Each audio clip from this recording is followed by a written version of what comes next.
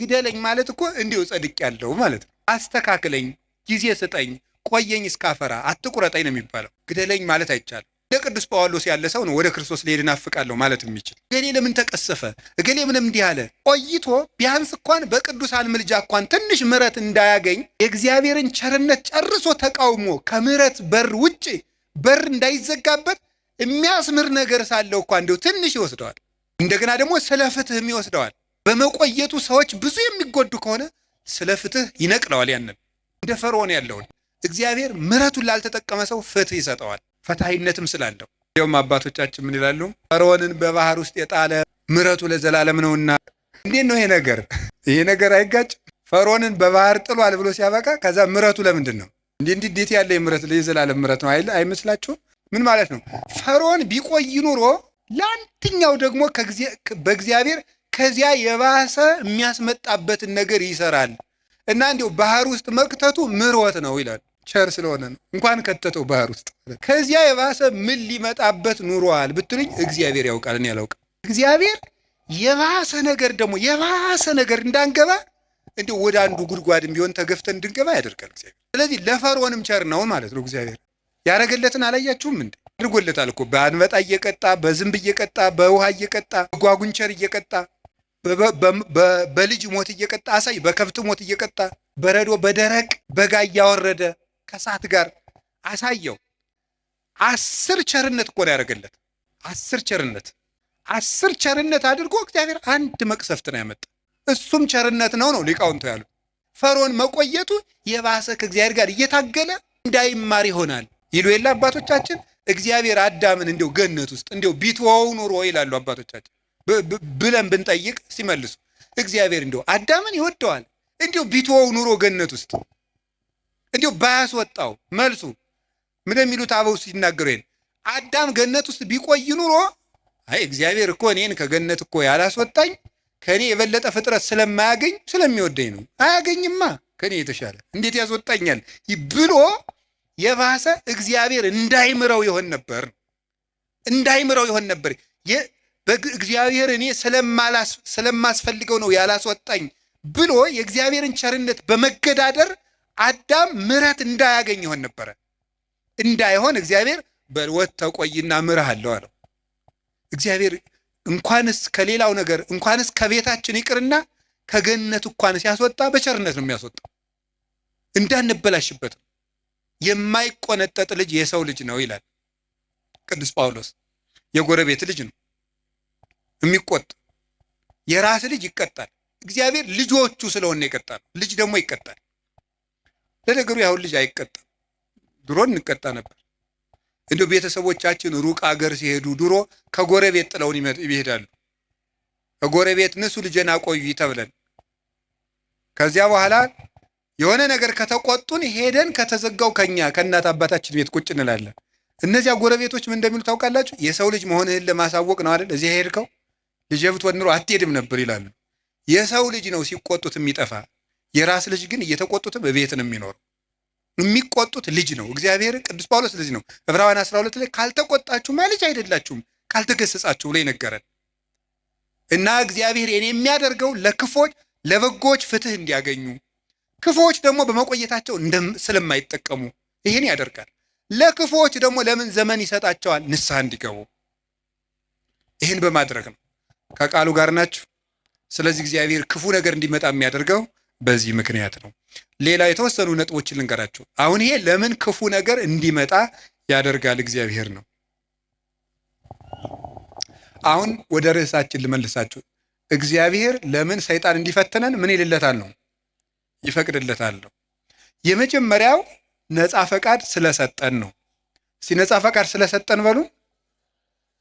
ምን ነፃ ፈቃድ ስለሰጠን ወይም ሰው ስለሆን ነው እንድንፈተን የፈቀደው እግዚአብሔር። ሰይጣን እንዲፈትነን ለምን ይፈቅዳል ሲባል ሰው ስለሆን። ይሄ ማለት ምን ማለት እንደሆነ ታውቃላችሁ?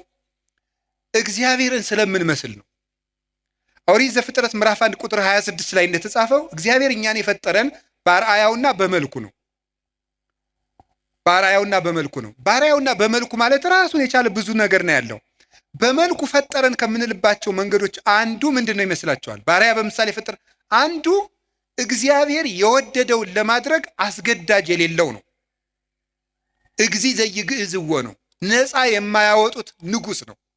ገዥ የለበትም፣ አስገዳጅ የለበትም። እግዚአብሔር የፈቀደውን ሲሰራ አስገዳጅ እንደሌለበት የሰው ልጅም የፈቀደውን እንዲሰራ አስገዳጅ ሊኖርበት አይገባም። መምረጥ አለበት። ለምን? እግዚአብሔርን መምሰል የሚችል መምሰል የተሰጠው ምርጫ ያለው ውድ ፍጡር ነው። ትልቅ ፍጡር ነው። አንዱ ትልቅነታችን መምረጥ መቻላችን ነው። መምረጥ ካልቻልን እንስሳ ነን ማለት ነው። አውሬ ነን፣ ድንጋይ ነን ማለት ነው። ወይም እንጨት ነን፣ ወይም ይሄ ጠፈር ነን፣ ወይም ፀሐይ ነን። ፀሐይ ምርጫ የላትም። ጨረቃ ምርጫ የላትም። ከዋክብት ምርጫ የላቸውም። እጽዋት ምርጫ የላቸውም። አንበሳ፣ ዘንዶ፣ አውሬ፣ በግ፣ ከብት ምርጫ የላቸውም። ሰው ምርጫ ያለው ትልቅ ፍጡር ነው። በምርጫችንም እግዚአብሔርን እንመስላለን። ስለዚህ ክፉ ነገር እንዲመጣ ያደረገው መምረጥ የምትችል ልዩ ፍጡር ነህ፣ የመምረጥ ችሎታ ሰጥቻለሁ ነው። ያንን ለማክበር ነው። ወረሳ ያላቲ ከመትግበር ፈቃዳ እንዘ አልቦ ዘይሄይላ፣ ማንም ሳያስገድዳት ነፍስን የወደደችውን እንድትሰራ ስልጣን ሰጣት ይላል መቅደመ ወንጌል ላይ። የሰው ነፍስ ማንም ሳያስገድዳት የፈለገችውን እንድትሰራ ምርጫ ሰጥቷታል። ስለዚህ እግዚአብሔር እኛ እኮ ምርጫ መስጠቱ እሱንም እንድንመርጥ፣ ክፋትንም እንድንመርጥ፣ በጎንም እንድንመርጥ፣ መወሰን እንድንችል ውሳኔ የመወሰን ስልጣን የተሰጠን ልዩ ፍጡሮች መሆናችንን ለማመልከት፣ ፈቃዳችንን ለማክበር፣ ስልጣን ለመስጠት ክፉም እንዲመጣ ወደኛ ፈቀደ፣ በጎም ወደኛ እንዲመጣ ፈቀደ ማለት ነው። እንዲህ ይላል ኦሪት ዘዳግም ምዕራፍ 30 ቁጥር 19 ላይ አሰም ለከ ሰማየ ወምድረ ወእሰሚ በቅድሜከ ሕይወተ ወሞተ በረከተ ወመርገመ ህረያ ለሕይወት ከመትሄው አንተይ ወዘርእከ። እኔ በፊትህ ሕይወትንና ሞትን በረከትና መርገምን በፊትህ አስቀምጫለሁ። ሰማይና ምድርን ዳኛ ምስክር አደርግብሃለሁ። ሞትን ትተህ ሕይወትን፣ መርገምን ትተህ በረከትን ምረጥ። የመረጥክ እንደሆነ አንተም ዘርህም በሕይወት ትኖራለህ ይላል። ሞትና ሕይወትን በፊትህ አስቀምጫለሁ፣ በረከትና መርገምን በፊትህ አስቀምጫለሁ። መርገምን ትተህ በረከትን ትተህ ምረጥ፣ ሞትን ትተህ ሕይወትን ምረጥ። እንዲህ ካደረግክ በሕይወት ትኖራለህ። እግዚአብሔር ይህን ስልጣን ሰጥቶናል። የመምረጥ ስልጣን የሰጠን ፈቃድ ሰጥቶናል። ክርስቲያኖች በየቀኑ ዲያብሎስን ለማሸነፍ ምንድነው ማድረግ ያለባቸው ሲባል ጠንቅቆ መምረጥ መቻል ነው። ሲጠንቅቆ መምረጥ መቻል በሉ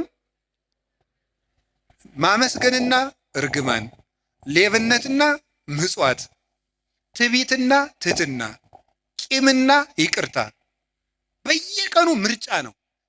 ክርስትና በየቀኑ እየመረጡ መኖር ነው። መልካሙን እየመረጡ መኖር ነው። ስለዚህ ሰይጣን ለምንድነው የሚፈትነን ካላችሁ፣ ወይም ደግሞ ለምንድነው በሰይጣን እየተሸነፍን ያለን ካላችሁኝ፣ ምርጫችንን መወሰን ስላልቻልን ነው።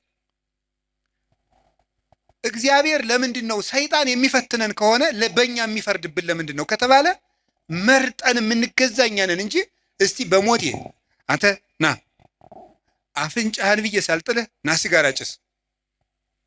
እስቲ ሰይጣን እንደዚህ ያለው ሰው አለ?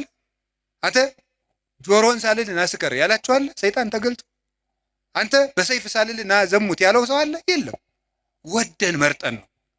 ሰይጣን ነው እንጂ እንደሚያደርገኝ ሰይጣን አይደለም። ራሳችን ነን፣ ምርጫችን ነው። ሰይጣን አቅራቢ ነው፣ እኛ መራጮች ነን። እግዚአብሔር ደግሞ እንድንመርጥ ያደረገን ክብር ሰጥቶን ነው። እስቲ መርጣችሁ ኑሩ። ሰምታችኋል አይደለም? እንዲሁ ዝም ብሎ እግዚአብሔር ዝም ብሎ እንደ ራሳችን ኮምፒውተር እና ስልክ ዝም ብሎ በፓስወርድ የሚዘጋን የሚቆልፈን ሳይሆን ራስህን መዝጋት መክፈት የምትችል ነህ። ልዩ ፍጡር አድርጌሃለሁ። የምትወስንበት ችሎታ፣ እውቀት ሰጥቼ፣ ህሊና ሰጥቼ፣ የሚከስ እዚህ ውስጥ ደግሞ የሚያስታውስ ሬ ነገር ክፉ ነው የሚል ሰጥቻለሁ። ምረጥ ነው። ታዲያ እንድንመርጥ አድርጎ ስለፈጠረን መልኩን ስለሰጠን ልናከብረው አይገባም እንዴ? እንዲሁ ዝም ብሎ እንደ በሬ ፕሮግራም ስላላደረገን በሬ በቃ እንዲሁ ነው ኑሮ ብሎታ ይኖራል። ምርጫ የለውም። የሚበላውም ምርጫ የለውም። ያው የተወሰነለትን እንዲሁ ሰሞኑ ቲማቲም ልብላ ይላል በሬ ይላል። እስኪ ንገሪ። ኧረ እንዲሁ ሻዩ ላይ ቅርንፉድ ጨምሩበት ይላል በሬ አለ። ምርጫ አለው። እኛ እኮ መምረጥ ስለቻልን እኮ ነው። ይሄ ደስ አይላችሁ? የምለብሰውን ይሄኛው ነው፣ ይሄ እንዲህ አይነት ሸሚዝ ደስ አይለኝም የምትል እኮ መራጭ አድርጎ ስለፈጠረ ንጉሥ አድርጎ ነው እኮ የፈጠረ። በራስ እንድትወስን እንድንወስን አድርጎ አንግሶ ነው የፈጠረን። ሰብሰን ዘንጉሥ ውእቱ ኢያእመረ፣ ሰው ንጉሥ ነበር አላወቀም ነው። ማንም ሳይወስንበት የሰው ልጅ ሕይወቱን እንዲወስን እግዚአብሔር ስልጣን ሰጥቶታል። የመለኮት ተሳታፊ ነው። ሱታፊ አምላክ አለው። እግዚአብሔርን ይመስላል። እግዚአብሔር ሳያስገድደው በከመ ፈቀደ ይገብር ወበከመ ሀለ ይፈጽም አልቦ ዘይብሎ ምንተ ገበርከ ዘንተ አይሰምከው ዘንተ አሰነይከ። እግዚአብሔር እንደወደደ እንዲወስን፣ ሰው እንደወደደ እንዲወስን ፈጥሮታል። ከቃሉ ጋር ናችሁ? ከቃሉ ጋር ናችሁ? ስለዚህ አሁን ሁላችሁም ሰይጣን እኛን እየገዛን ያለ በምንድን ነው ካላችሁ፣ ነፃ ፈቃዳችንን ተጠቅሞ። እስኪ በሉ አቤት። እንዲያውም አንድ ቅዱስ ዮሐንስ አፈወርቅ የሚለዋል እንዴ፣ ውብ ሴት ባየ ጊዜ እግዚአብሔርን ለምን ውብ አድርጎ ፈጠረ ትላለህ እንዴ ይላል። ታዲያ ምንድን ነው ማለት ያለብህ? የራስህን ፈቃድ ተቆጣጠር እንጂ እግዚአብሔር ለምን ውብ አድርጎ ፈጠረ ትላለህ እንዴ? ብረቱ ላይ ሄደህ እጅ ቢቆረጥ እግዚአብሔር ለምን ብረት ፈጠረ ትላለህ? ራስህ ባለማስተዋል ተቆርጠህ ማለት። ሰይጣንን የሚቀልድብን በምንድን ነው ካላችሁ፣ በፈቃዳችን። አሁንም ቢሆን በዚህ ዘመን የተሳሳቱ ስብከቶች አሉ። ሰይጣን ማንኛውም ሰው ላይ አለ የሚል ስብከት የለም። ሰይጣን ማንኛውም ሰው እየገዛው ነው፣ አይገዛውም። ነፃ ፈቃድህን ከተጠቀምክ ሰይጣን አይገዛችሁም። ፈቃድ እኔ ሰይጣንን አለ። ምን አላችሁ መሰላችሁ? ምን አለን መሰላችሁ? ቅዱስ ያዕቆብ ሲናገር ያዕቆብ ምዕራፍ 4 ቁጥር 4 እስከ 6 ሲናገር ምን አለ? ኦሆ በልወ ለእግዚአብሔር እንብየ በልወ ለጋኔን ወይርቅ እምኔክሙ። እግዚአብሔርን እሺ በሉት ጋኔንን እምቢ በሉት ከእናንተም ይርቃል ይላል። እግዚአብሔርን እሺ በሉት ጋኔንን እምቢ በሉት ከእናንተም ይርቃል። ሰይጣንን እምቢ በማለት ማራቅ ይቻላል። አልፈልግም በማለት በፍላጎታችን ሰይጣንን አለማቅረብ እንችላለን። በፍላጎታችን የእግዚአብሔር መሆን እንችላለን። የእግዚአብሔር መሆንም ፈቃድ ነው። አሁን አንዳንድ ሰው ይላል እንዲሁ እግዚአብሔር እንዲሁ ጥሩ ሰው ቢያደርገኝ ይላል። እንዴ ይወራችሁ እንዴ! ሰው እኮ እንጨት አይደለም፣ በግድ አይጠረም። ፈቃድ ያለው ፍጡር ነው። አስፈቅዶ ነው የሚያድንህ። እንዲሁ እግዚአብሔር ሌሊቱን ሙሉ እንደው እንዳልተኛ ቢያደርገኝ አያደርግም እያልኳችሁ ነው። አያደርግህ። ወደ መርጠህ ነው ማድረግ። ለምን ያስገድዳል እግዚአብሔር? እንደ እግዚአብሔር ለምን ፈቃዱን ያጋጫል? ፈቃድ ሰጥቶ እንደገና ለምን ያስገድዳል? እንዲሁ እግዚአብሔር ዓለሙን ሁሉ ጥሩ ቢያደርገው ምን ችግር አለ? አያስገድድማ። ነፃ ፈቃዱንሳ እንደዚህ አድሩ። ከቃሉ ጋር ናችሁ? እግዚአብሔር ከሁላችን ጋር ይሁን። ስለዚህ እግዚአብሔር እንድንፈተን ያደረገን በምንድን ነው? ነፃ ፈቃዳት። ክርስቲያን ማለት በየቀኑ እየመረጡ መወሰን ማለት ነው። ክርስቶስ የሚወደውንና ለራስ የሚጠቅመንን ነገር መወሰን ነው። ውሳኔያችሁ ላይ ከተጠነቀቃችሁ ሰይጣንን ድል መንሳት ይቻላል፣ ከእግዚአብሔር ቸርነት ጋር ማለት። ከቃሉ ጋር ናችሁ? ሁለተኛ እግዚአብሔር ሰይጣን እኛን እንዲፈትነን ለምን ይፈቅድለታል?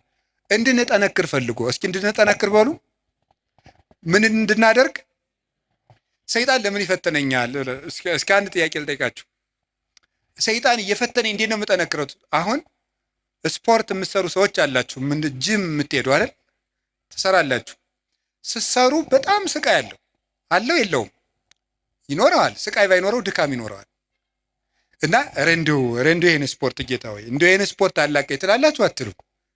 ትላለህ። እስቲ ስለ ስፖርት አላቀኝ ብሎ የጸለየ እስቲ ትላላችሁ? እንደው ይሄን ጂም የሚባል የሚዘጋ አምላክ ብሎ የሚያውቃል? ለምንድን ነው ደስ ብሏችሁ የምትሰሩት? ስትራፖ እየያዛችሁ ደረቱ ጋር እየያዛችሁ ለምንድን ነው ያን የምትሰሩት? ለውጡን ስለምታስብ ደስ ብሎ ነው የምትሰራው። ጥንካሬ ስላለ ነገ ጠንካራ ሆናለሁ፣ በደንብ ቶሎ አላረጅም እያላችሁ አይደል የምትሰሩት? ጎባጣ አልሆንም፣ ቀጥ ብዬ እሄዳለሁ እያላችሁ ነው የምትሰሩት እኮ ማለት ነው። ስለዚህ እንደሚያጠነክር አውቀህ ነው። ነፍስም እንደዚያው የራሷ ማጠንከር ያላት። ነፍስን የሚያጠነክራት ምንድን ነው ካላችሁኝ፣ መከራ ነው የሚያጠነክራት። ወምንዳቤ አርሃበሊተ ሰፊ ልቡና የሚገኘው ከመፈተን ነው። ተፈትኖ የማያውቅ ሰው አትንኩኝ ባይ ነው፣ ከሰው ጋር መኖር የማይችልም። ስለዚህ እግዚአብሔር ከመከራ የተነሳ አሰፋልኝ ያለ ቅዱስ ዳዊት ለዚህ ነው። መከራ ትዕግስትን እንዲያደርግ፣ ትዕግስትን ተስፋን እንዲያደርግ እናውቃለን፣ ተስፋ ደግሞ አያሳፍርም ይላል ቅዱስ ጳውሎስ። መከራ ትዕግስትን ያደርጋል። ትዕግስት እንድናገኝ ብርቱ እንድንሆን። የሰው ልጅ እንደ አትክልት ነው። አረጋዊ መንፈሳዊ እንደሚናገረው አትክልት በፀሐይ ብቻ ማደግ አይችልም፣ ይደርቃል። በዝናብ ብቻ ማደግ አይችልም፣ ሽባ ይሆናል። ስለዚህ ዝናቡ ያበቅልና ያሳድገዋል፣ ፀሐዩ ያበስለውና እንዲያፈራ ያደርጋል።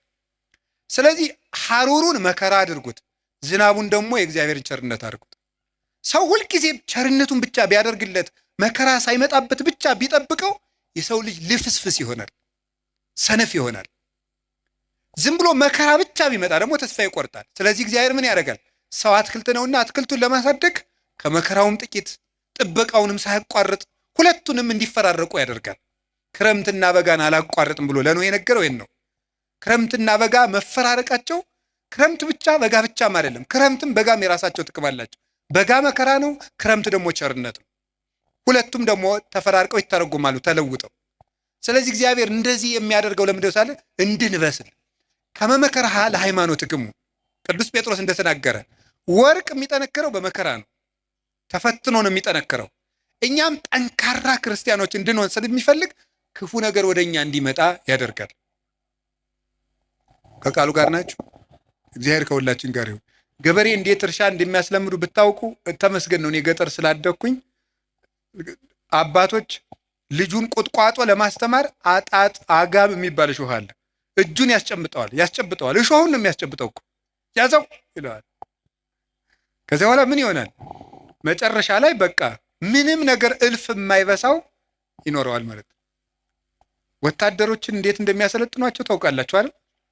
የታየኸው መጽሐፍ ቅዱስ ነግሮኝ ነው እንጂ እኔ ወታደር አላየሁም። ክርስትና ከተመሰለባቸው ምክንያቶች አንዱ ምንድነው? ወታደርነት፣ ውትድርና ነው፣ አርበኝነት ነው ያን የወከለው። ስለዚህ ለፍቶ ውሃ ጥሙን ችሎ ሩጦ ተሸክሞ እየሮጠ ተራራ እየወጣ ቁልቁለት እየወረደ በበረዶ እየረጠ በፀሐዩ እየሮጠ ነው የሚለምደው። ለምንድነው ሲባል ጠንካራ ድል የማይነሳ እንዲሆን ነው። እስመ ይኮነ ቀትልነ እምኀበ ሥጋ ወደም፣ ውጊያችን ከስጋና ከደም ጋር አይደለም። አላ ምስለ መኳንንት ርኩሳት እለ ይኮንንዎ፣ ለጽልመት ጨለማውን ከሚገዙት ከአጋንንት ጋር ነው ውጊያችን።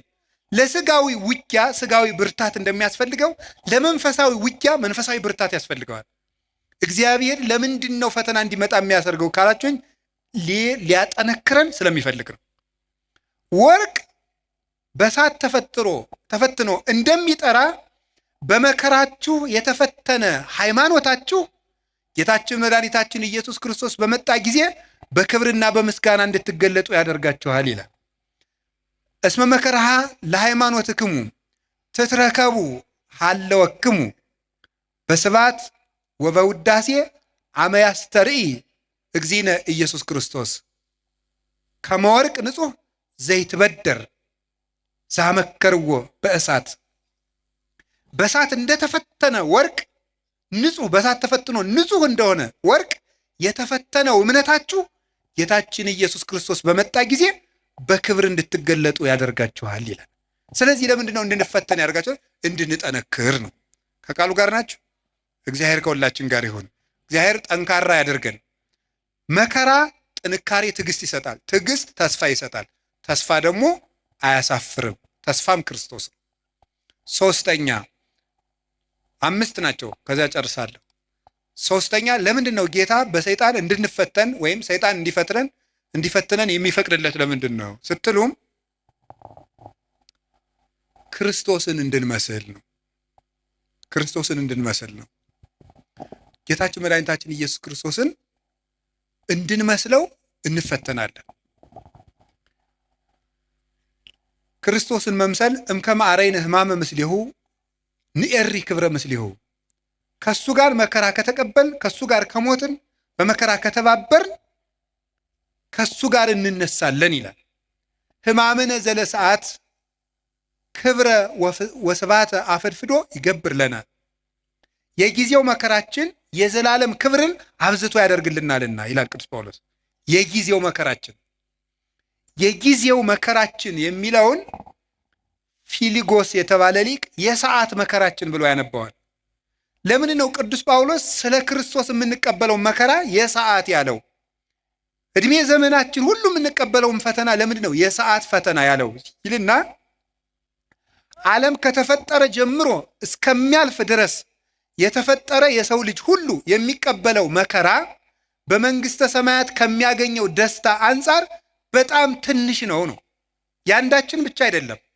አዳም ከተፈጠረ ጀምሮ ዓለም እስከሚጠፋ ያለው በአጠቃላይ የሰው ልጅ የተቀበለው መከራ በሙሉ ቢደመር መንግስተ ሰማያትን ለደቂቃ አይቶ የመደሰትን ደስታ ያህል እንኳን ሊሆን አይችልም።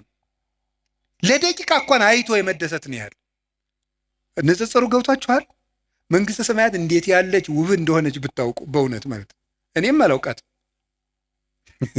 በመጽሐፍ መንግስተ ሰማያት እንደው ምን አይነት ናት ሲባል ቅዱስ ዮሐንስ አፈወርቅ ሁሉ ክብራ ለወለተ ንጉሥ አሴቦን ይላል። እሺ የንጉሥ ልጅ ሀብቷ ስንት ነው? እስኪ የሚነግረኝ የንጉሥ ልጅ ሀብቷ ስንት ነው? ወይም የንጉሥ ልጅ ሀብቱ ስንት ነው? ሁሉም እግዚአብሔር ይስጥልኝ። የንጉሥ ልጅ ሀብቱ ስንት ነው? ሁሉ ቤተ መንግስቱ ሁሉ የሱ ነው። አረ እንደዚህ አይባልም፣ ዲሞክራሲ ነው እንዳትዱ ደግሞ። የንጉሱ ሁሉ የነሱ ነው ያልኩኝ። የንጉሥ ልጅ የንጉሱ ሁሉ የነሱ ነው። የንጉሱ ሁሉ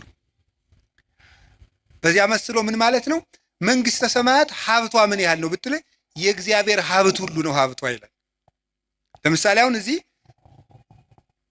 የማስተማር ጸጋ ያለው አለ፣ የመምከር ጸጋ ያለው አለ፣ የመቀደስ ጸጋ ያለው አለ፣ ብዙ ጸጋ አለ፣ የመጻፍ ጸጋ ያለው አለ፣ ብዙ ጸጋ አለ።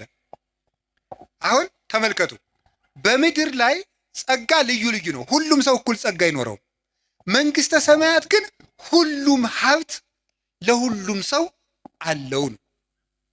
መንግስተ ሰማያት የሌለ ነገር የለም።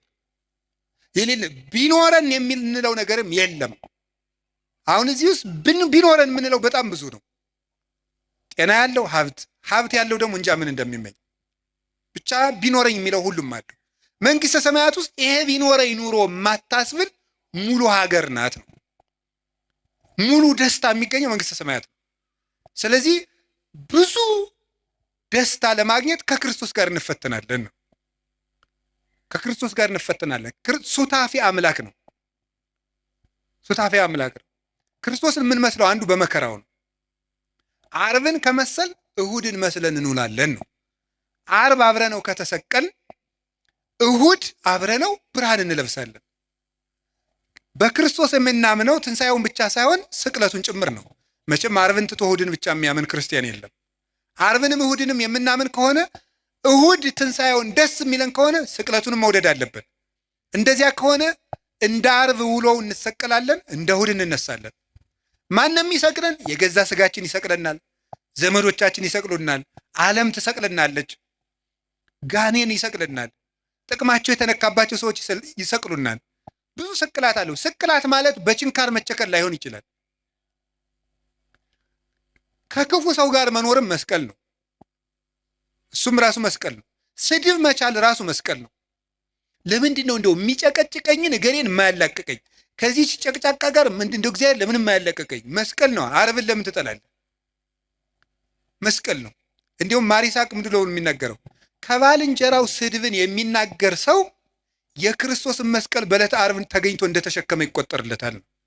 ስድብ የሚታገሰው ባልንጀራው ሲሰድበው ዝም ብሎ የሚሄድ ሰው እንግዲህ ክርስቶስ ክንድ ሙሉ ችንካር ከታገሰ የወንድምህን የሚጠሉትን አይሁድ ችንካር ከታገሰ የወዳጅህን ስድብ እንዴት አትታገስም ነው። እንዲያውም ቅዱስ ዮሐንስ አፈወርቅስ የሚለው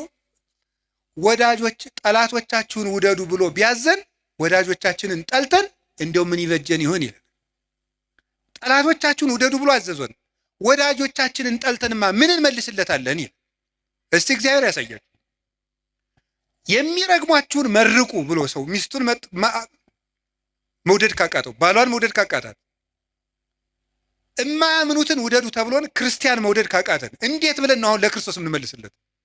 ስለዚህ መስቀል መውደድ ማለት ተከብረን፣ ሰው አይንካን፣ ማንም አይናገረን፣ ተደምጠን እንኑር፣ አንቆንጠጥ። እንዴ አንድ ባይታው ያሉን የተባለው አባ ቤት እንደው ጸልዩልኝ። ምን ብዬ ልጸልይልህ?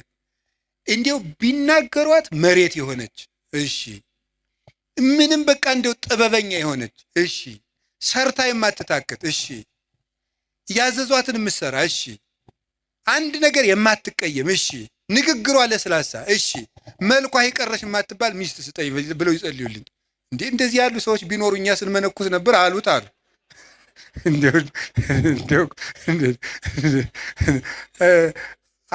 እንደዚህ አሉት ይባላል። እንዴ እኮ ይገርማል እኮ። እንደዚያ ስላችሁ ጊዜ ግን እኛ ሴት ጠፍቶ ነው የመነኮስን ማለት አይደለም። እሺ እንደው እናንተ እኮ ክፎች ናችሁ። እንደው እንደዚያ እንዳትወስዱት ደግሞ ማለት ነው። እንደዚያ ሳይሆን ምን ማለት የመሰላችሁ ይውላችሁ በቃ እንዲሁ ምድር የሆነ እንዲሁ ትንፍስ ማይል እንዲሁ የተደላደለ ሰው ስጠኝ መድኃኒዓለም ይላል። ተው እንጂ እንደዚያ ያለ ሰው የሚገኘው ገነት ስትገባ ነው። የለም እንደዚህ ያለ ሰው እወቁት ነው። አውቀን መግባት አለብን። በተኩላ መካከል እልካችኋለሁ ነው ያለ። በምን መካከል ነው እንዴ? ገርማችኋል እኮ። በበግ መካከል እልካችኋለሁ እኮ አይደለም፣ በተኩላ መካከል ትኖራላችሁ ነው ያለ። አሰሪ ተኩላ ሊሆን ይችላል፣ ሚስት ተኩላ፣ ባል ተኩላ፣ ተኩላ ልጅም ሊኖረን ይችላል። ተኩላ ቄስም ሊኖር ይችላል፣ መነኩሴም አባም ይኖራል። በእነዚህ መካከል እንዲሁ መድኃኒዓለም አቤት እንዲሁ ቢላችሁ ራሱ የምትሉት እነዚህን ክፉ ቄሶች እንዲሁ ምጥጥ ብታደርጋቸው አያደርግም። በተኩላ መካከል ኑር ብለዋል። ኑር በምን መሃል ነው? በተኩላ መሃል ነው የምንኖረው። እንዲሁ ጌታ ሆይ ቸር አባት ስጠን፣ እነዚህን ክፎች አጥፍተን። አያጠፋም። እስከ ዓለም ፍጻሜ መናፍቅም አይጠፋም፣ ሌባም አይጠፋም፣ ሙዳየ ምጽዋት ገልባጭም አይጠፋም፣ ጉቦኛም አይጠፋም፣ ወንበዴም አይጠፋም፣ ዘረኛም አይጠፋም። ተኩላም አለ፣ በግም አለ ክርስቶስ እስኪመጣ ድረስ። ይሄንን አውቃችሁ ዓርብ አብረነው መዋል፣ እሑድ አብረነው ትንሣኤውን ማክበር። እስኪ ዓርብም አብረን እንውላለን በሉ። እሺ እሑድም አብረን ደስ ይለናል በሉ እንጂ። ዓርብ አብረነው እንቀበራለን በሉ። እሑድ አብረነው እንነሳለን። እስቲ ዓርብን ተወዷታላችሁ? ስቅለትን ተወዷታላችሁ? በጣም ጥሩ። ዓርብን ዓርብ እኮ ስቅለት እኮ ገነት የተከፈተበት፣ ዲያብሎስ የተሻረበት፣ ካሳ የተካሰበት፣ ቤዛችን ኢየሱስ ክርስቶስ ለእኛ ቤዛ አስታራቂ ብሎ ስጋውን ቆርሶ ደሙን አፍሶ የሰጠበት፣ ማእከለ ሰማይ ወምድር ሆኖ ምድርና ሰማያትን በሙሉ የቀደሰበት ቀን ነው። ዓርብን ከወደዳችሁት ከጎረቤትም ከልጅም ከቤተሰብም ከዚህ ዓለም ሲስተምም ከባለስልጣንም ከምንም የምንቀበለው መከራ ሁሉ ዓርብን መሳተፍ ስላለብን ነው። ክርስቲያኖች ይሄንን ሱታፌ ሊያመልጠን አይገባም። እንዲያውም መንግስተ ሰማያት ከዮሐንስ መጥምቅ እስከ ዛሬ ተገፍታለች አለና ምንድን ነው ያለ? ግፏን ይትማሰጥዋ፣ ግፈኞች ይነጣጠቋታል ይላል። ይሄን ምን ይላሉ? መከራ አይለፈን ብለው ልክ የተራቡ ሰዎች የሚወዱትን መገብ እየተነጣጠቁ የሚመሩት መከራውን እየተነጣጠቁ ትሩፋቱን የሚሰሩት ናቸው። እነ ቅዱስ ፋሲለደስ እኮ ምንድን ነው ያሉት መስላችሁ? ይሄ ዲዮቅልጥያኖስን እንዲህ አሉት፣ እኛ ክርስቶስ እናምናለን አለ። አንተ ታምናለህ? አታምንም? አናምንም። አላምንም አለ። ከዚያ ምን አሉት መሰላችሁ? ክርስቶስን የሚያምንን ሰው የምትገል ሰው አይደለህ፣ እኛን የማትገለን ከሆነን አንተን እንገላለን አሉት። እንዴ ምን ማለት ነው ይሄ? ክርስቶስን የሚያምን ሰው ይገላል። እነሱን ግን በስልጣናቸው ፈልቶ እነሱ ሰማዕትነትን እየፈለጉ አልገላቸዋል። ክርስቶስን የሚያምነውን ሁሉ ክርስቲያኖች ከገደልክ እኛም ክርስቲያኖች ነን፣ ክርስቲያኖች እያልን ለምንድን ነው የማትገደል ብሎ እንዲገላቸው ያስፈራሩት ነበር። ሰማዕትነትን ከመውደዳቸው የተነሳ ማለት ነው። ስለዚህ ከክርስቶስ ጋር መሳተፍ እንዴት እድል ነው። ቅዱስ ጳውሎስ ምንድን ነው ያለ መሰላችሁ? ቢቻለኝስ በሞቱም እንኳን ልመስለው እወዳለሁ ነው ያለው። ቢቻለኝ በሞቱም ልመስለው እወዳለሁ። ለምን? የትንሣኤውን ኃይል አውቃለሁና፣ አብሬው እንደምነሳ አውቃለሁና። ስለዚህ ምንም ነገር በሽታ ሊሆን ይችላል፣ ማጣት ሊሆን ይችላል፣ እንግልት ሊሆን ይችላል፣ መገፋት ሊሆን ይችላል፣ ስም መጥፋት ሊሆን ይችላል። ዓርብ ነው።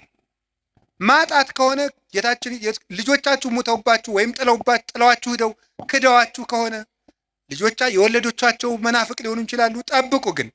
ግን ልጆቻችሁ ቢክዷችሁ ክርስቶስም ልጆቹ ክደውት ብለዋል። ዓርብ ክደውት ነው ያሉ። ከአንድ ከቅዱስ ዮሐንስ በቀር አናውቀውም ብለዋል። አታችሁ ከሆነ ክርስቶስም ልብሱን አጥቶ ተገፎ ነው ያለ። ስማችሁ ተጠፍቶ ከሆነ ክብር ምስጋና ይገውና ወንበዴ ሲባል ሲሰደብ ነው ያለ። ስሙ ኢየሱስም ሲሰደብ ብሏል።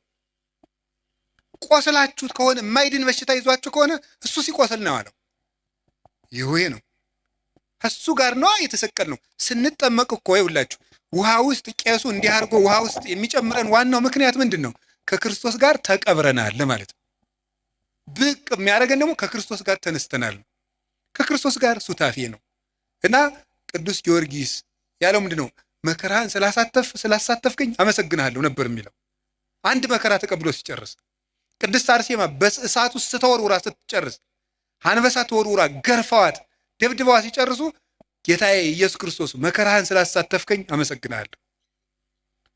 አቡነ ተክለ ሃይማኖት የምታርፍበት ጊዜ ደርሷል ሲላቸው ጌታ መጥቶ ጌታዬ ኢየሱስ ክርስቶስ የምትወደኝ ከሆነ የዕለተ ዓርብ ውሎህን እንደ ቅዱስ ጊዮርጊስ አሳትፈኝ ነው ያሉት። ይህንን ተሳትፍ ሱታፌ ይፈልጉታል። ከክርስቶስ ጋር የሞተ ዘሐመ ምስለ ክርስቶስ ይነግስ ምስለ ክርስቶስ፣ ከክርስቶስ ጋር የታመመ ከክርስቶስ ጋር ይነግሳል ይላል ርቱዕ ሃይማኖት። ይህንን ለማድረግ ነው ጌታ መከራ እንድንቀበል ያደርገን። መከራውን አሳትፎ ትዕግስቱን አድሎ ትንሣኤውንም ያድለን መድኃኔዓለም። አራተኛ ነው ሶስተኛ ነው? አራተኛ ዲያብሎስ አቅም እንደሌለው ለማሳየት ነው እንዲፈትነን የሚፈቅድለት። ምንድን ነው ያልኳችሁ? በሉ እንጂ አይዟችሁ። ምን እንደሌለው ለማሳየት ነው? አቅም እንደሌለው ለማሳየት ነው። ዲያብሎስ አቅም የሌለው ደካማ መሆኑን ለማሳየት ነው። አቅም የለውም። የማቴዎስ ወንጌል ምዕራፍ 16 ቁጥር 19 ላይ ሲናገር ቅዱስ ጴጥሮስም ምን ብሎታል? አንተ አለት ነህ፣ በአንተ አለትነት ላይ ቤተክርስቲያኔን እሰራታለሁ ብሎታል። አንተ አለት ነህ፣ በአንተ አለትነት ላይ ቤተክርስቲያኔን እሰራታለሁ አለና ምን ይላል? የሲኦል ደጆችም ምን አይሏትም ነው ያለው? አይችሏትም። የሲኦል ደጆች ማለት ነው የገሃነም ደጆች አይችሏትም። ወደ ገሃነም የሚወስዱ በሮች የተባሉት አጋንንት ናቸው። በበር በኩል ወደ ቤት እንደሚገባው ወደ እሳት ቤት የሚወስዱ አጋንንት ናቸው። እነዚህ ቤተክርስቲያንን መቋቋም አይችሉም ነው። ቤተክርስቲያን ዲያብሎስ ሁሉንም አቅም ቢጠቀም ከክርስቶስ ቤተክርስቲያን በታች መሆኑን ለማሳየት ነው። ዲያብሎስ የክርስቶስን ቤተክርስቲያን ለማጥፋት ያልተጠቀመው ነገር የለም። ሁሉንም ነገር ያለውን ነገር ተጠቅሟል። ክደትን ተጠቅሟል። ናሪዎስን፣ ንስጥሮስን፣ ነሊዮንን ሌሎችንም ተጠቅሟል። ክደትን ተጠቅሟል። ስም ማጥፋትን ተጠቅሟል። ዱላን ተጠቅሟል። 12ቱን ሐዋርያት በዱላ ፈትኗቸዋል። ቶማስን ቆዳውን በማስገፈፍ፣ ቅዱስ ጴጥሮስን ዘቅዝቆ በማሰቀል፣ ቅዱስ ጳውሎስን አንገቱን በማስቆረጥ፣ ቅዱስ ዮሐንስን የፈላ በርሜል ውስጥ በመክተት፣ ቅዱስ ማትያስን እንደ አውሬ ሰው በሚበሉ ሰዎች አገር በመውሰድ ስጋውን ሊበሉት በመፈለግ ሁሉ አጋንንት ያደረባቸው ሰዎች በጣም ብዙ መከራ ተጠቅሟል። አሁንም የምታዩት ነው። በዘመነ ሰማዕታት 40 ዘመን ክርስቲያኖች እንዲሰቃዩ በሐዋርያውያን አበው ዘመን፣ በሐዋርያት ዘመን ሲያልፍ በሐዋርያውያን አበው ዘመን እነ ቅዱስ አግናጢዮስ በተራበ አንበሳ እንዲበሉ በማድረግ እነ ቅዱስ ጊዮርጊስ እነ ቅዱስ ፋሲለደስ የተቀበሉትን መከራ ታውቃላችሁ። እነ ቅዱስ መርቆሬዎስ በብረት ምጣድ እየተጠበሱ ከውሻ ጋር ምግብ ሰጥተዋቸው አስርበው ሰንብተው ውሻውንም አስርበው ሰዎቹንም አስርበው ክርስቲያኖች ሰንብተው ከውሻው ጋር ምግብ አቅርበው ሊበሉ ሲሉ ውሻው እንዲነክሳቸው በማድረግ ተነክሰው እጃቸውን ሲሰበስቡ ሰው እንዲስቅባቸው በማድረግ እናንተ ለኳስ የምትሰበሰቡበት ስታዲየም በዘመነ ሰማዕታት ጊዜ ክርስቲያኖች ሲሰቃዩ እያዩ ለመሳቅ የሚሰበሰቡ ሰዎች ይሰበሰቡ ነበር። ሲሰቃዩ ያሉ ለመሳቅ ያ ሁሉ ነገር ተደርጓል። በክርስቲያኖች ላይ ያልተደረገ ገደል ውስጥ ወርውረዋቸዋል። ከአንገታቸው ድንጋይ እያሰሩ ባህር ውስጥ ጥለዋቸዋል። በመጋዝ እኩል ቀኝ እጅና ቀኝ እግር ግራ እግር አንድ ላይ እንዲሰነጠቁ ተደርገዋል። መሬት ላይ ተጋድመው ቀስ ቀስ እየተደረጉ በመጥረቢያ ተቆርጠዋል። እነ ቅዱስ ቶማስ ዘመራስ ደግሞ 22 ዓመት ይችን ቆርጠው አንድ ቀን ቆርጠው ወስደው ያጤሳሉ። አንድ ቀን መሞት እኮ መታደል። የቀረችውን ቆርጠው ደግሞ 22 ዓመት እየቆረጡ ሰውነቱን ለጣዖት አጢሰውታል። ይሄን ሁሉ ተጠቅሟል ቤተክርስቲያን ላይ። በዘመነ ሰማዕታት ይህ ሁሉ አለፈ። አባቶቻችን ስም በማጥፋት የጳጳሳትን ስም በማጥፋት የሊቃውንትን ስም በማጥፋት ለምሳሌ ቅዱስ አትናቴዎስን ሰውን እጁን ቆርጧል ብለውታል። ቅዱስ ቄርሎስን ሰው አስገድሏል ብለውታል። ቅዱስ ጢሞቴዎስን አንዲት ሴተኛ ዳሪ የሐሰት ምስክር አምጥተው ወልዶብኛል እንድትል አድርገዋል። ከኔ ወልዷል ብላ እንድትመሰክር ሳታውቀው እኮ ነው። ጢሞቴዎስ የሚባለው ጳጳስ ከኔ ወልዷል በይ ተባለች። አይ እሺ አለች። ተጠርታች። አንደኛው ሊቀ ጳጳስ መጣና እኔ ጢሞቴዎስ ነኝ ብሎ ስለማታውቀው እኔ ጢሞቴዎስ ነኝ ካንቺ ወለድኩ? አዎ አለች። ሌላውን ሰው ነው ሌላውን ጳጳስ እንዴት ስም በማጥፋት ሁሉንም ነገር አድርገዋል። የእኛ ቤተክርስቲያንም የተጠቀመች የደረሰባን ታውቃላችሁ። በግራኝ ጊዜ የደረሰውን በዮዲት ጊዜ የደረሰውን የ40 ዓመት መከራ፣ ሚስዮናውያን ያደረሱት መከራ፣ በአፄ ሱስንዮስ የደረሰብን መከራ፣ በዘመነ መሳፍንት የደረሰብን መከራ፣ አሁንም ቤተክርስቲያን የምትቀበለው መከራ፣ የሁሉ ስቃይ ይደርስብን። ቤተክርስቲያን ስሟ ይጠፋል። ያሰኘው በታሪክ ይቀቅላታል። በታሪክ ጨቋይ ነበረች ይላታል። ያሰኘው ደግሞ ይገፋታል። ያሰኘው ይተቻታል። ያሰኘው ይሰድባታል። ያሰኘው ይበላታል። ያሰኘው ያመጽባታል፣ ያምጽባታል። ያሰኘው ይዋሽባታል። የፈለገውን ያደርጋል። እግዚአብሔር ይመስገን ቤተክርስቲያን እስከዛሬ ያለች። ምክንያቱም ዲያብሎስ ከእግዚአብሔር መንግስት በታች መሆኑን ለማሳየት የእግዚአብሔር መንግስት ደግሞ ማን ናት? ቤተክርስቲያን ናት። ቤተክርስቲያን የእግዚአብሔር መንግስት ናት። የዲያብሎስ ሁሉም አቅም የእግዚአብሔርን መንግስት መቃወም እንደማይችል ለማሳየት ነው። አሁን ዲያብሎስ ሁሉንም ይጠቀማል። ኃጢአትን ይጠቀማል፣ ፖለቲካን ይጠቀማል፣ ዘረኝነትን ይጠቀማል፣ ጭፈራውን ይጠቀማል፣ ሁሉን ነገር ይጠቀማል የእግዚአብሔር መንግስት ለመውጋት። የእግዚአብሔር መንግስት ግን ከዲያብሎስ ከሁሉም ውጊያ በላይ ነው። ሰውን ብትዋጋ ወይ ታሸንፈዋለህ ወይ ያሸንፋል። እግዚአብሔርን ብትዋጋ ግን ትጠፋለህ፣ ትሸነፋለህ እንጂ አታሸንፈውም ብሏል ቅዱስ ዮሐንስ አፈወርቅ። እግዚአብሔር ይሄን ለማስተማር ዲያብሎስ ከሰው አቅም በታች መሆኑን ለማሳየት እንዲፈትነን ይፈቅድለታል። አንድ ነገር ግን ልንገራችሁ። ዲያብሎስ ቤተክርስቲያንን አያጠፋትም ማለት እኛ እንጠፋም ማለት እንዳይመስላችሁ። ቤተክርስቲያን ማለት ቅድስት የክርስቶስ አካል ናት። አሁን ለምሳሌ የኢትዮጵያ ኦርቶዶክስ ተዋሕዶ ቤተክርስቲያን ሁሉም ምዕመናን በሙሉ ቢያልቁ ቤተክርስቲያን ጠፋች አይባልም። ቤተክርስቲያን የምትባለው የህንድም፣ የሶሪያም፣ የአርመንም፣ ይችም የግብፅም ነው። እነዚህ ሁሉ የነዚህ ሁሉ ቢያልቁ የማትታየው ቤተክርስቲያን አለች። ሩጫቸውን የጨረሱት ያቺ ቤተክርስቲያን አለች። ቤተክርስቲያን አጠፋም ማለት ይሄንን የሚያመለክት ነው። እና ቤተክርስቲያን አጠፋ የሚባለው በዲያብሎስ ሐሳብ ሳይሸነፉ የእግዚአብሔርን ሐሳብ አገልግለው የሚሞቱ ወዳጆቹን ሲመለከት የሚናገር ነው። ለኛ ሲሆን ደግሞ እናንተም ከፈቀዳችሁ ነፃ ፈቃዳችሁን ከተጠቀማችሁ ዲያብሎስ ከናንተ በታች ነው ለማለት ነው። ከማን በታች ነው? በሉ ንገሩኝ። በሉ ንገሩ እንጂ ከማን በታች? ከዲያብሎስ በታች። ከዲያብሎስ በታች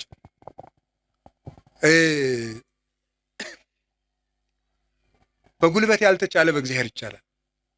ዲያብሎስ አሁን ዛሬ በጣም እኔ የገረመኝ በዚህ ዘመን የሚመጡ ሰዎች አንዳንዶቹ ምን ያደርጋሉ መሰላችሁ? ሁልጊዜ በቃ ሰይጣንን እንደማንችለው ያወሩናል። ሰይጣንን በቃ አንችለውም፣ በሆነ ታምራት ካልሆነ ሰይጣን እንዳይችል። ሰይጣን ከማንም ክርስቲያን በታች ነው። በሉ በሞት ይበሉ ሁላችሁ ሰይጣን በሉ በሉ ከማንም ክርስቲያን በታች ምንድን ነው? በቃ እናንተ ሁላችሁም ክርስቲያኖች በሙሉ ምዕመናን በሙሉ ዲያብሎስን የማሸነፍ ስልጣን አለን። ፊልጵስዩስ ምዕራፍ 4 ቁጥር 6 ላይ ኩሎ እክል በዘውእቱ አክህለኒ ክርስቶስ፣ ኃይልን በሚሰጠኝ በክርስቶስ ሁሉን እችላለሁ። እስኪ በሉ ኃይልን በሚሰጠኝ በሉ በክርስቶስ በማን? በክርስቶስ ሁሉን እችላለሁ። ኩሊት ካለ ዘያምን፣ ለሚያምን ሁሉ ይቻላል። የሚሳናችሁ ምንም የለም ብሎናል እኮ ክርስቶስ። የሚሳናችሁ ምንም የለም። ማንኛውም ክርስቲያን አማትቦ ጸልዮ ዲያብሎስን ማሸነፍ ይችላል። ግን አንድ ነገር ልንገራችሁ፣ በጸሎት የብዛት ዲያብሎስን አሻንፈዋለሁ ማለት ቀልድ ነው እንዴ? ምን ማለት ነው? ምን ማለት እንዴ? ጸሎት ሰይጣንን አያሸንፍም እያልክ ነው? አባ አላልኩም። ሰይጣንን የሚያሸንፍልን እግዚአብሔር እንጂ ጸሎታችን አይደለም። ገብቷችኋል? የምንጸልየው ከእግዚአብሔር ጋር ለመሆን ነው እንጂ ዲያብሎስን ለመዋጋት አይደለም። አሁን ግልጽ ሆኖላችኋል? በገዳም መነኮሳት እንደመነኮሱ ገዳም እንደገቡ ምን ይሆናል መሰላችሁ? ወዲያው እንደመነኮሱ አካባቢ እንሽላሊት ምናምን እየመጣ ያስፈራራቸዋል። በጣም ክፉ ነው። እንሽላሊቱ እያለ ሁሉ ያስፈራራቸዋል። እንዲያው ምንኩስና አሁን እንደዚህ መሽለምለም እንዳይመስላችሁ ቢጫ ቢጫ አድርጎ እንደገባ ነው ስቃይ። አሁን ከፈለገ ምን ያደርገው እንሽላሊቱን ሲጸልይ ፊት ለፊቱ እንሽላሊት ይመጣል። ከዛ ሲበላ ደግሞ የቅድሙን እንሽላሊት ነው እኮ የምትበላ ይለዋል ሰይጣን በጆሮ ማለት ጾሙን እንዲውል ስለሚፈልግ ማለት ይዋጋዋል። እና ጀማሪ መነኩሴ ያልገባው ፈሊጥ ያላወቀው ምን ይላል መሰላችሁ? እንሽላሊቱ ማታ ሲመጣ ምንድን ነው የሚያደርገው?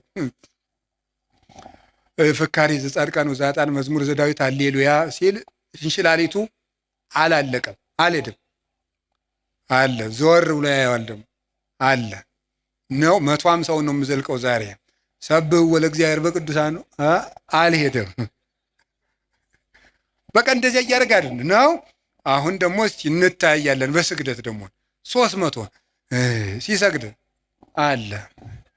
ለምንድን ነው የማይሸሸው ሲባል ይሄ ሰውዬ በሐሳቡ በምኑ ነው አሸንፈዋለሁ ብሎ የሚያስበው? በጸሎት በእግዚአብሔር ቸርነት ቢል ግን አንድ አቡነ ዘበሰማያት እንዳለ ይጠፋል። ስለዚህ ክርስቶስ ተኮር ክርስትና እንጂ ሰይጣን ተኮር ክርስትና የለም። ገባችሁ? ክርስቶስን ለማግኘት ጸልዩ እንጂ ሰይጣንን ለማሸነፍ እያላችሁ አትጸልዩ።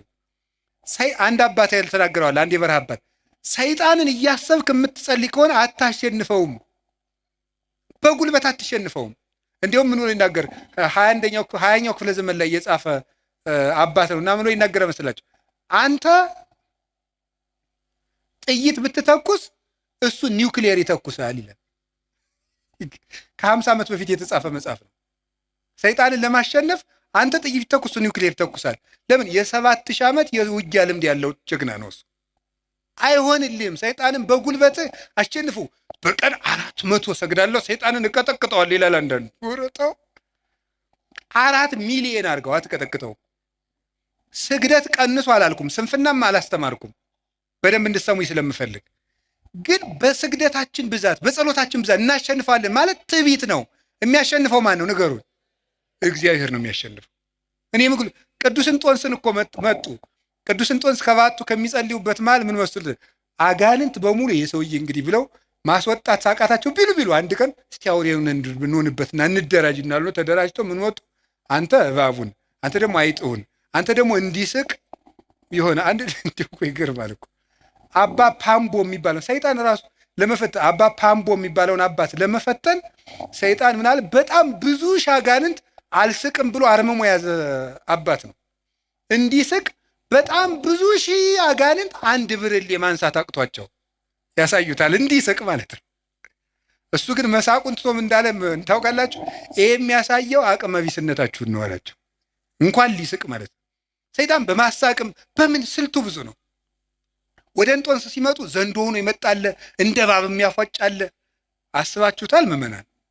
ዘንዶ ቢመጣባችሁ ዘንዶ ብዙ ሲሆን ከዛ ደግሞ እባብ ቢመጣ ከዛ ደግሞ ጊንጥ ቢመጣ እንደገና ነብር ቢመጣ እንደገና አንበሳ ቢመጣ እንደገና ጅብ ቢመጣ አይጥም ቢመጣ ኧረ እኔ ራሱ አይጥ ራሱ አሁን ሌሊት አሁን አይጥ መጣ ደህና ናችሁ ብትል አታስፈራም? ያ ሁሉ እንደ ሰው እየተነጋገረ እያፏጭ መጣ። እንዲህ እኮ ይገርማል እኮ። ምንድን ነው ያላቸው? ይሄ የሚያሳየው አቅም እንደሌላችሁ ነው አለሱ። አቅም ቢኖራችሁ ኑሮ ለእኔ እኮ አንዱ ጅብ ይበቃኛል። አቅም ስለሌላችሁ ግን ብዙ ናችሁ መጣችሁ። ይሄ አቅም የላችሁም፣ ግን እኔ አቅም የለኝም ክርስቶስ ይዋጋችሁ እንጂ ሲላቸው ሁሉም ብትን ብለው ጠፉ። ክርስቶስ ይዋጋችሁ እኔ አቅም የሌለኝ ሰው ነኝ በማለቱ ማለት ነው። ስለዚህ እግዚአብሔር ይርዳን ነው እንጂ ተመስገን። እኔ እንደው አንዳንድ ደጋግ ምዕመናን ራሱ ሳገኛቸው ተመስገን ይሄው 5 ዓመቴ ነው መቁጠሪያ ቆጥራለሁ፣ አብይ ጾም ጾማለሁ፣ ሰይጣንን እየቀጠቀጥኩት ነው። እሱ ነው እየቀጠቀጠ ያለ ጌታዬ። እንደዚህ ማለት በራሱ መቀጥቀጥ እኮ ነው። እውነቴን እኮ ነው። ሰይጣንን ተመስገን ነው እየቀጠቀጥኩት ነው አይባልም። ሰይጣንን የሚቀጠቅጠው ማን ነው?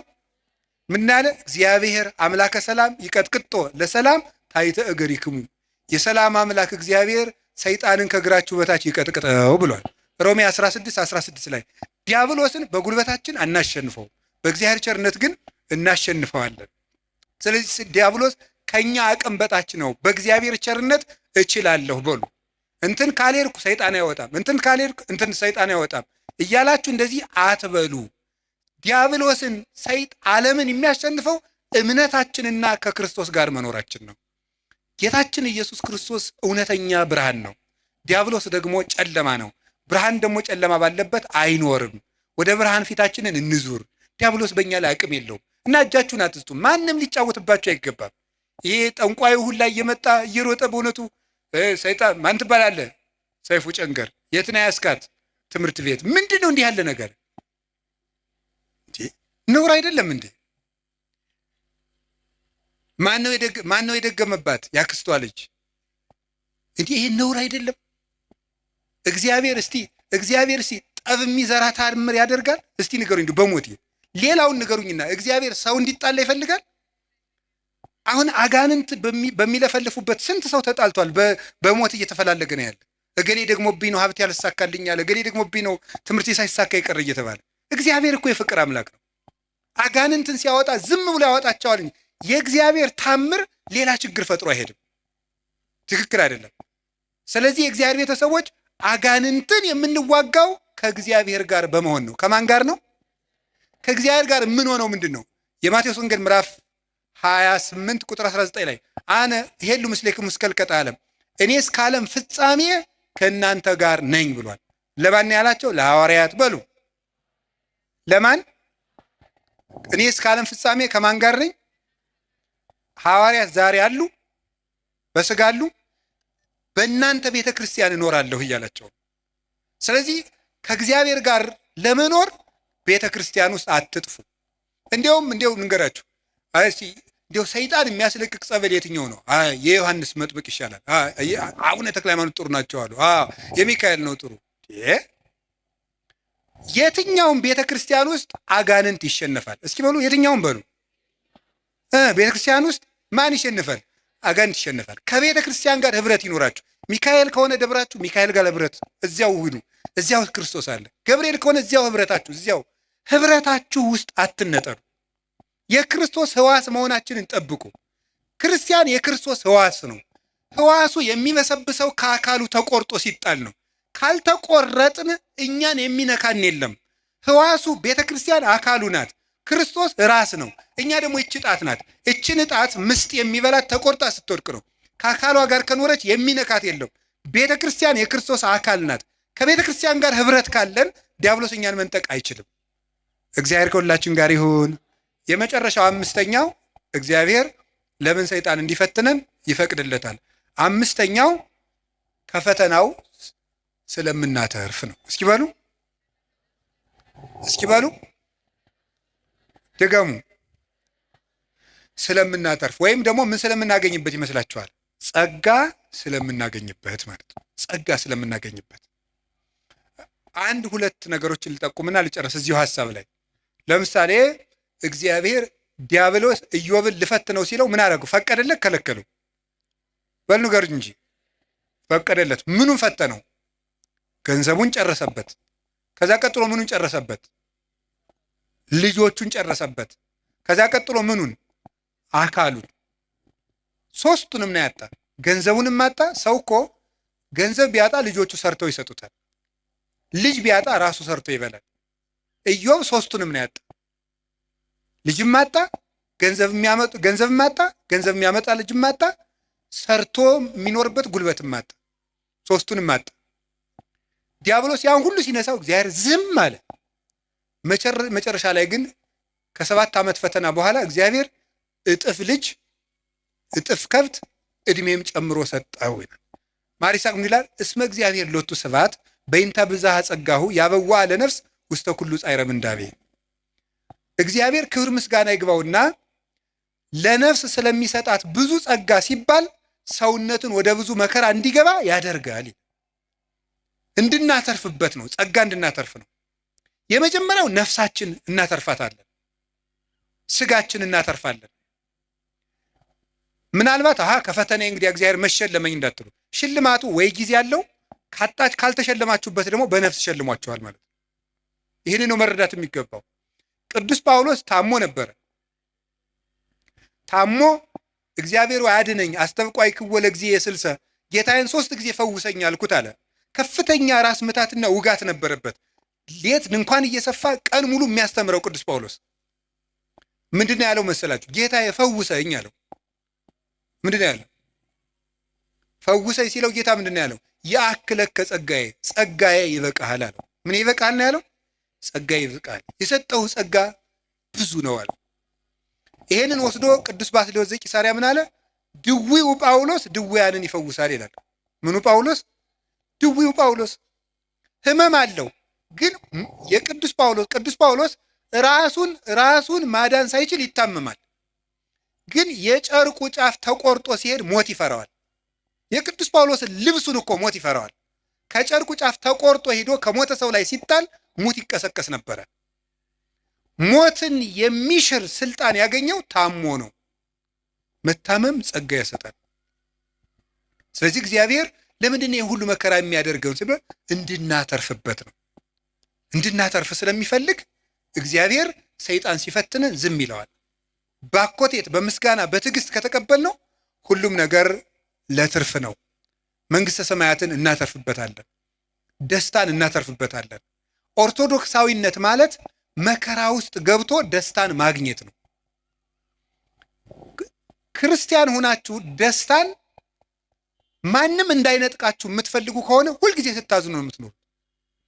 ክርስቲያንነት ማለት ዓለም የማይደሰትበትን ነገር መርጦ የማይነጥፍ ደስታ ውስጥ መግባት ነው። ያ የማይነጥፍ ደስታ ክርስቶስ ነው። እንዲህ አላቸው ሐዋርያትን፣ ወለፍስሐክሙ ያልወዘ ይደክሙ፣ ደስታችሁን የሚወስድባችሁ የለም አላቸው። ደስታችሁን የሚወስድባችሁ የለም አላቸው። ከዛ አይናቸው እንደሆነ አውጥተዋቸዋል፣ እጃቸውን ቆርጠዋቸዋል፣ ገርፈዋቸዋል፣ ከምኩራብ አውጥተዋቸዋል፣ የፈላ እሳት ውስጥ ጥለዋቸዋል፣ ወርውረዋቸዋል፣ ደብድበዋቸዋል፣ ከበሬ ጅራት ቋጥረው ጎትተዋቸዋል። እንደዚያ ከሆነ ደስታችሁን የሚወስድባችሁ የለም የሚላቸው ለምንድን ነው? ደስታቸው ማን ስለነበረ ነው?